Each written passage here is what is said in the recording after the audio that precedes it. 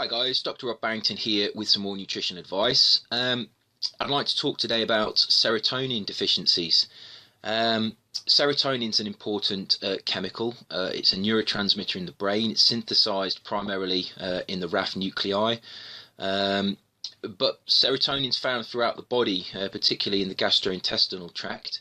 In fact, the name serotonin is actually derived from the words sero and tonin, because serotonin was found to actually help with muscle contraction. So serotonin, although it's thought of as a neurotransmitter in the brain, it's actually found throughout the body, and it may have many effects that we're not actually currently aware of.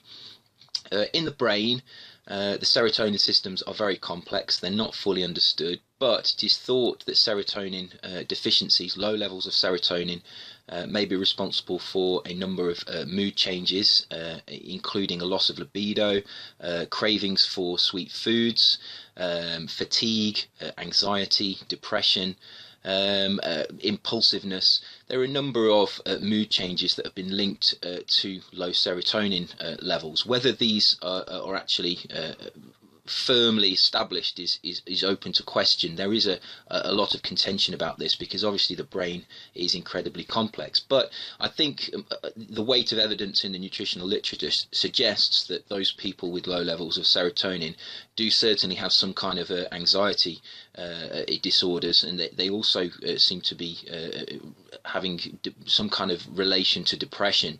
Now obviously depression is a very wide-ranging disease, a disorder, and therefore it's very difficult to pin it purely on serotonin. But there's a lot of evidence to suggest that anxiety and depression are related to low levels of serotonin, and hence the use of drugs such as the selective serotonin reuptake inhibitors in order to be able to treat those people with anxiety and depression.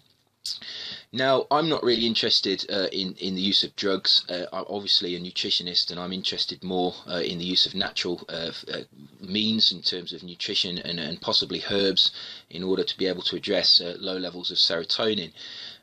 So obviously, theoretically, if you wanted to raise your serotonin levels, what ways could you go about this? Well, serotonin is derived from the amino acid L-Triptofan.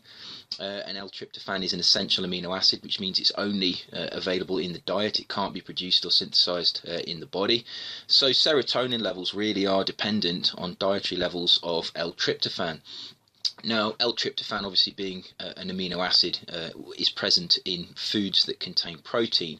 So you would have thought that high protein foods like meat and fish would be great sources of tryptophan, and in a way they are, but they don't seem to cause increases in brain levels of the chemical.